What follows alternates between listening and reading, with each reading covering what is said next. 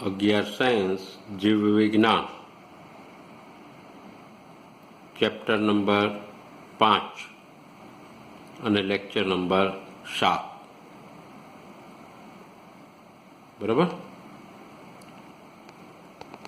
છેલ્લે આપણે લાક્ષણિક પુષ્પ છે એના સહાયક પ્રજનન અંગો વિશે જોયું કે જેની અંદર વજ્રચક્ર અને દલચક્રનો સમાવેશ થાય છે. આજે હવે આગળ ઉપર લાક્ષણિક સપુષ્પી વનસ્પતિના મુખ્ય પ્રજનન અંગો એટલે કે પુકેસર ચક્ર અને સ્ત્રીકેસર ચક્રનો અભ્યાસ કરવાનો છે. એની અંદર પહેલા આપણે પુકેસર ચક્ર વિશે જોઈ તો પુકેસર પહેલી વસ્તુ પુકેસર ચક્ર કે જે પુકેસરોનું બનેલું હોય છે. એટલે ટૂંકમાં પુકેસર ચક્ર છે એ પુકેસરના એકમો ભેગા થઈ અને બનેલું હોય છે. દરેક પુકેસર છે કે જે એક નર પ્રજનન અંગ તરીકે રજૂ થાય છે, નર પ્રજનન અંગ તરીકે ટૂંકમાં વર્તે છે. હવે સામાન્ય રીતે પુકેસરની રચના જોશો તો પુકેસરની જે આકૃતિ છે એ આકૃતિની અંદર આ પ્રકારની આકૃતિ હોય છે અને આ પ્રકારની આકૃતિને અનુલક્ષીને એની રચના જોઈ તો શું કીધું છે કે પુકેસર કે જે વૃંત કે તંતુ અને પરાગાશય ધરાવે છે. ટૂંકમાં પુકેસરની રચનામાં મુખ્ય બે ભાગો પરાગાશય અને તંતુ, જેમાં પરાગાશય અને તંતુને જોડતો ભાગ છે એને યોજીથી ઓળખવામાં આવે છે. હવે દરેક પરાગાશય છે એ સામાન્યતઃ દ્વિખંડી હોય છે, બે ખંડોનું બનેલું હોય છે અને દરેક ખંડ પણ પાછા બે કોટરો ધરાવે છે. આમ આડા છેદમાં જોશો તો દેખાશે ચતુષ્કોટરીય, પરંતુ હોય છે દ્વિખંડી અને દરેક ખંડમાં બે કોટરો. હવે આ દરેક કોટરો છે કે જેને પરાગ કોથળી પણ કહેવાય, જેમાં પરાગરજનું નિર્માણ થાય છે. જો પુકેસરમાં પરાગરજનું નિર્માણ ન થાય તો એ વંધ્ય હોય અને એવા પુકેસરને વંધ્ય પુકેસરથી ઓળખવામાં આવે છે. હવે પુષ્પની રચનામાં પુકેસરો જ્યારે દલપત્ર સાથે જોડાયેલા હોય ત્યારે તેને દલ લગ્ન પુકેસર કહે છે અથવા તો પરિલગ્ન પુકેસર કહે છે. એનું ઉદાહરણ છે લીલી નામની વનસ્પતિમાં આ રીતે દલ લગ્ન પુકેસર આવેલા હોય છે. હવે પુષ્પમાં પુકેસરો એકબીજાથી છૂટા હોય તો એને મુક્ત પુકેસરી પુષ્પ કહે છે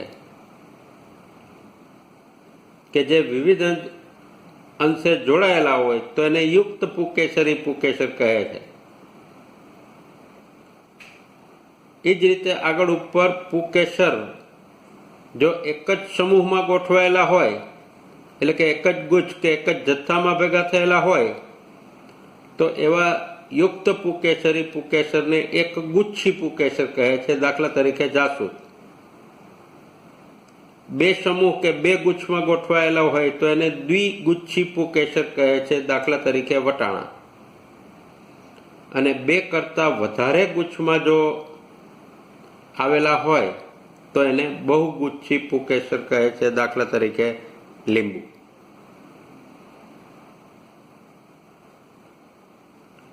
આ ઉપરાંત જુદા જુદા પુષ્પની અંદર તેમના તંતુની લંબાઈમાં પણ વિવિધતા હોય છે. દાખલા તરીકે સાલ્વિયા અને રાઈ જેવી વનસ્પતિ છે કે જેમાં દરેક પુકેસરના તંતુ એક સરખી લંબાઈ ધરાવતા નથી, પણ નાના મોટી લંબાઈ ધરાવતા જોવા મળે છે. બરાબર. તો આટલી માહિતી પુકેસર વિશે આપવાની 2 માર્કની અંદર આ પ્રશ્નને ધ્યાનમાં રાખવાનો છે. હવે સ્ત્રીકેસર ચક્ર વિશે જોઈ તો સ્ત્રીકેસર ચક્ર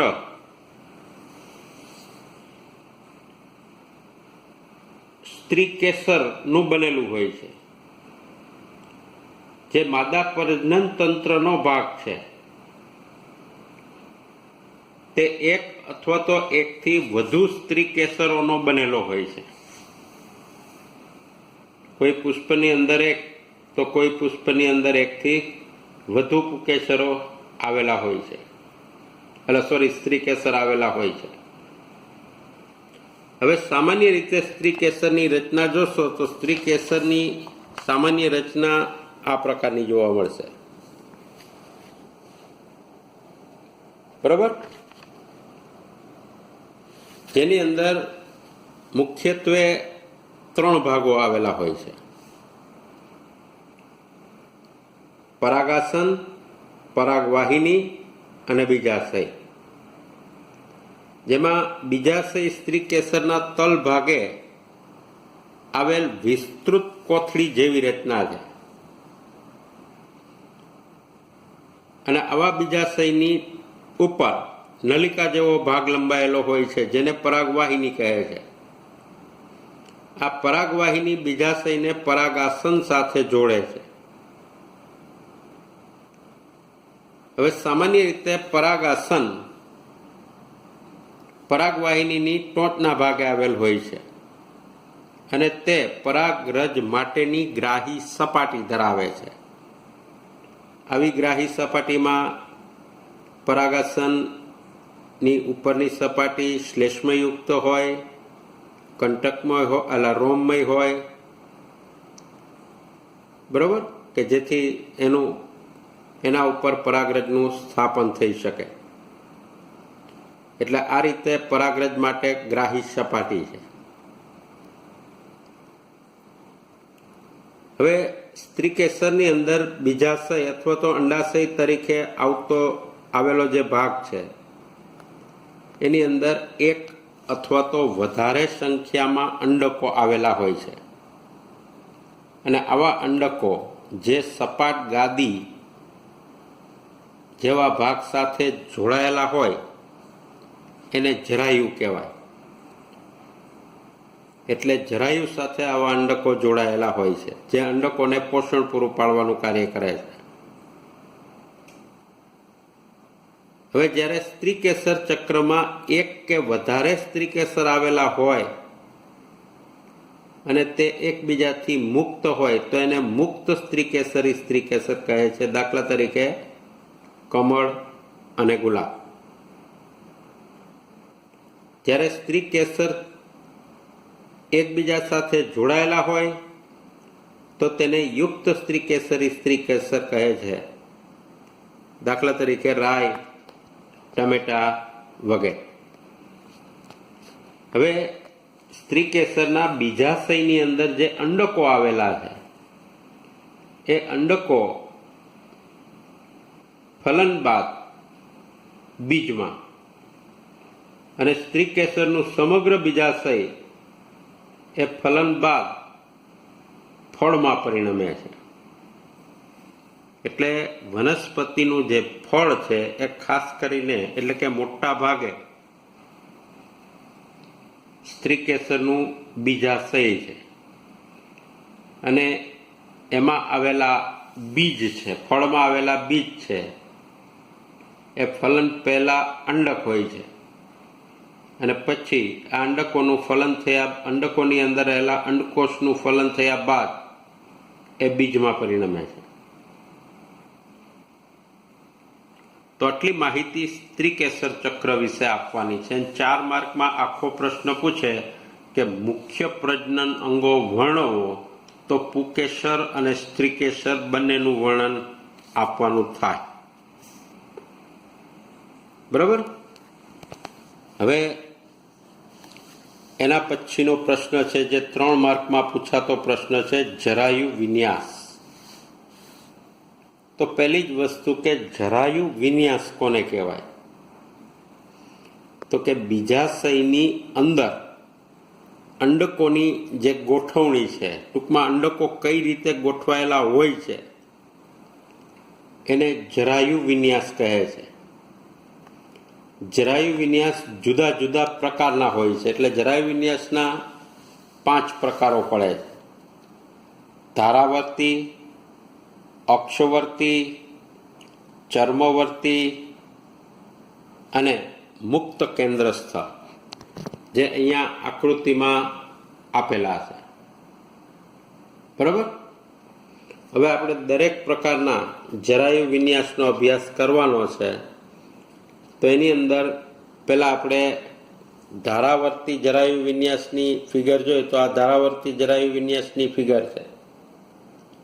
એના ઉપરથી આપણે ખ્યાલ આવશે કે ધારાવર્તી જરાયુ વિન્યાસની અંદર બીજાશયની વક્ષ સપાટી એટલે કે વક્ષ શેવની એ જરાયુ નિર્માણ પામે છે અને આ ધાર ઉપર એક હરોળમાં અંડકો ઉદ્ભવે છે.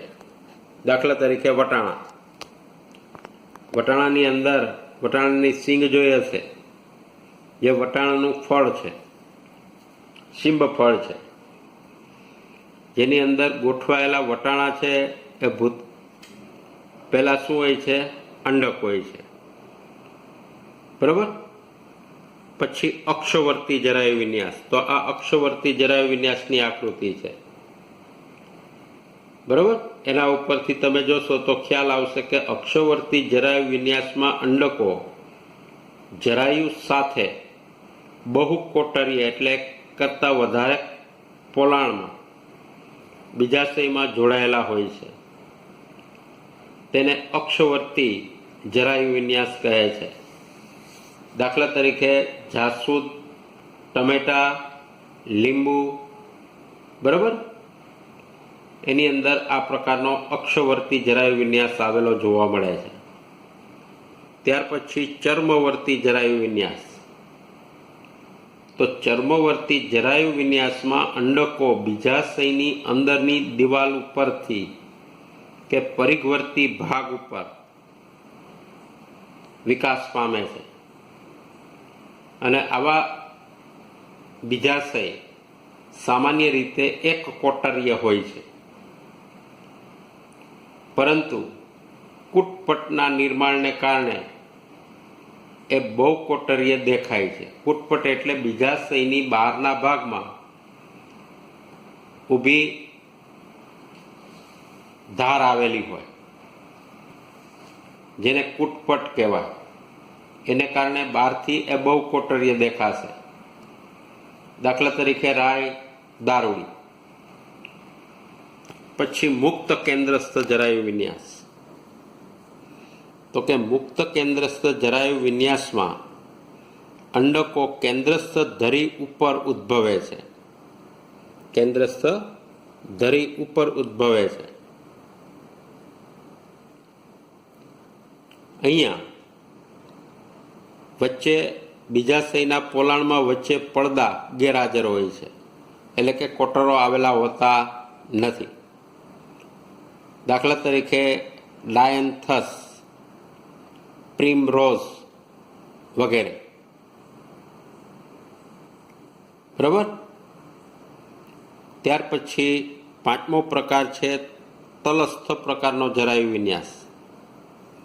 તો તલસ્થ જરાયુ વિન્યાસમાં બીજાશયના તલ ભાગે થી જરાયુનો વિકાસ થાય છે અને આવા બીજાશયની અંદર એક જ અંડક તેની સાથે જોડાયેલ હોય છે. દાખલા તરીકે સૂર્યમુખી, ગલગોટા વગેરે, કે જેમાં તલસ્થ પ્રકારનો જરાયુ વિન્યાસ આવેલો હોય છે. બરાબર. તો આ રીતે જરાયુ વિન્યાસના પ્રકારોનો અભ્યાસ કરવાનો છે. તો આજે બસ આટલું જ.